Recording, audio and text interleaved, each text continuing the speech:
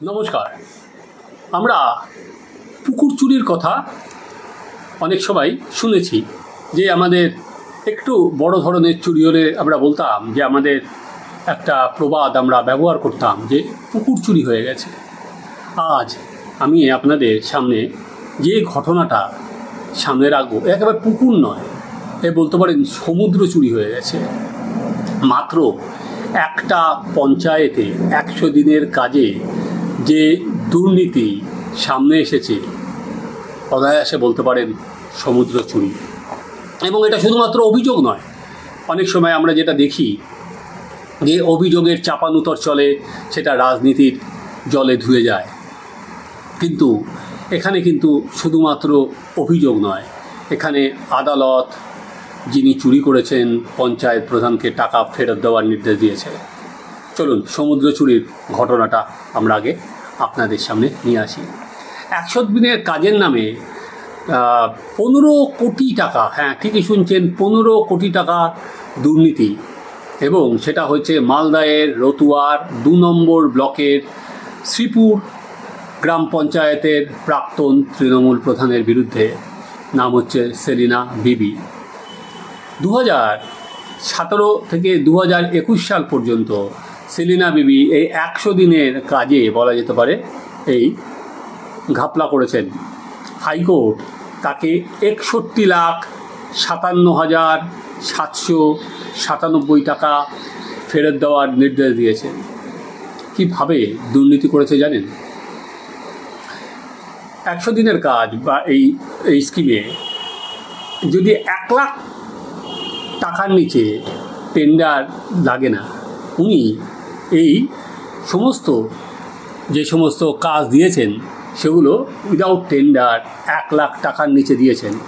এবং সেই টাকা যে উনি বরাদ্দ করেছিলেন সেটা 100 দিনের কাজে সেটা লাগেনি, সেই টাকা উনি তার আত্মীয় স্বজনের ব্যাংক অ্যাকাউন্টে সোজা ঢুকিয়ে দিয়েছিলেন। কি অদ্ভুত, তাই না? এবং একজন পঞ্চায়েত প্রধান তৃণমূলের সেলিনা বিবি, তিনি যখন এই কাজটা করছেন, এটা কি কোনো ধরে নেওয়ার কারণ আছে যে তিনি একাই এই কাজটা করে যাচ্ছেন আর ব্লক প্রশাসন তারা কিছু জানে না? দিনের পর দিন এভাবে হচ্ছে, তারা কোনো রকম নজরদারি নেই, কী কাজ হচ্ছে না হচ্ছে, 100 দিনের কাজ হয়েছে কি না সেটা তারা কিছু জানে না। এটা কি বিশ্বাস করতে হবে? একেবারেই না, এটা কোনো অবস্থাতেই বিশ্বাস করা যায় না।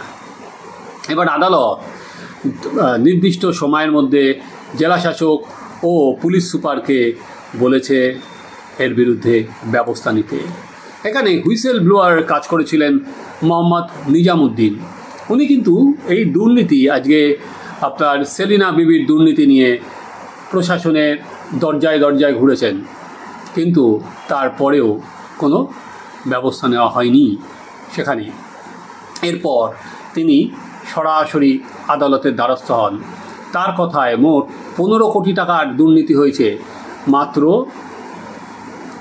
আদালত 61,57,797 টাকা ফেরতের নির্দেশ দিয়েছে। আরও টাকা আছে। একসময় সিএজি যখন কাজ করতে এসেছিল এই গ্রাম পঞ্চায়েত এলাকায়, তখন এই লোকজন, সেলিনা বিবির লোকজন তাকে বাধা দেয়, অর্থাৎ আর কি যে চুরি যাতে ধরা না পড়ে সেখানে তারা কিন্তু চেষ্টা করে। আমরা কিছুদিন আগে দেখলাম, গত সপ্তাহে বোধহয় দিন 10 আগে, কলকাতা হাইকোর্টের ডিভিশন বেঞ্চ কেন্দ্রীয় সরকারকে নির্দেশ দিয়েছে যাতে 100 দিনের কাজের টাকা আবার দেওয়া শুরু করে কেন্দ্রীয় সরকার, যেটা 22 মার্চ থেকে বন্ধ আছে। কারণ এই পুকুর নয়, সমুদ্র চুরির জন্য। আপনারা ভাবুন, একটা পঞ্চায়েতে দুর্নীতি যদি 15 কোটি টাকার হয় একটা, তাহলে সব পঞ্চায়েত যোগ করলে এই দুর্নীতি কত কোটি টাকার হতে পারে। এবং সেখানে ইতিমধ্যে রাজ্য সরকার কিছু জেলায় দুর্নীতির টাকা ফেরত পাঠিয়েছে, কিন্তু সেটাও যৎসামান্য। দুর্নীতির যা স্কেল আর দুর্নীতির যে টাকা গেছে সেটা আকাশ পাতাল তফাৎ, তার দুইয়ের মাঝে দাঁড়িয়ে এই সেলিনা বিবির একটা কেসেই আপনারা দেখতে পাচ্ছেন। এবার একই সঙ্গে কলকাতা হাইকোর্টের ডিভিশন বেঞ্চ নির্দেশ দিয়েছে যে কেন্দ্রীয় সরকার নিজের মতো গাইডলাইন তৈরি করতে পারবে, তাদের মতো করে আবার টাকা আর কি যারা প্রকৃত কাজ করেছেন কেন্দ্রীয় সরকার তাদের মতো করে ব্যবস্থা নেবে। অর্থাৎ মনে করলে যেরকম কৃষক সম্মান নিধির টাকা সরাসরি তাদের ব্যাঙ্ক অ্যাকাউন্টে চলে যায় কৃষকদের, এখানেও তাই হতে পারে। 100 দিনের কাজে রোস্টার তৈরি করে তাদের ব্যাঙ্ক ডিটেলস দিয়ে তাদের অ্যাকাউন্টে চলে যেতে পারে। দেখা যাক কেন্দ্রীয় সরকার কীভাবে এটা সাজায়।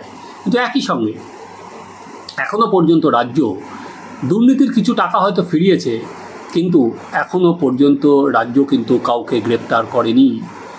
যে পঞ্চায়েত প্রধানরা এই দুর্নীতির সঙ্গে আছেন, যে ব্লক লেভেলের অফিসাররা এই দুর্নীতির সঙ্গে আছেন, এখনও পর্যন্ত কিন্তু কেউ গ্রেপ্তার হয়নি। যেটা যখন কেন্দ্র টাকাটা বন্ধ করে দিয়েছিল তারা দুটো নির্দেশ দিয়েছিল, একটা হচ্ছে টাকা ফেরাতে হবে, যারা আর কি দুর্নীতি করেছেন তাদের থেকে টাকা রিকভার করতে হবে, এবং এদের বিরুদ্ধে আইনত ব্যবস্থা নিতে হবে। দেখুন, যে চোর যদি তার টাকা ফিরিয়ে দেয় দুর্নীতি করার পর, তাহলে তার অপরাধ তো কমে যায় না, তার বিরুদ্ধে ব্যবস্থা নিতে হয়। তাই কিন্তু তৃণমূল কংগ্রেস ব্যবস্থা নিতে পারেনি।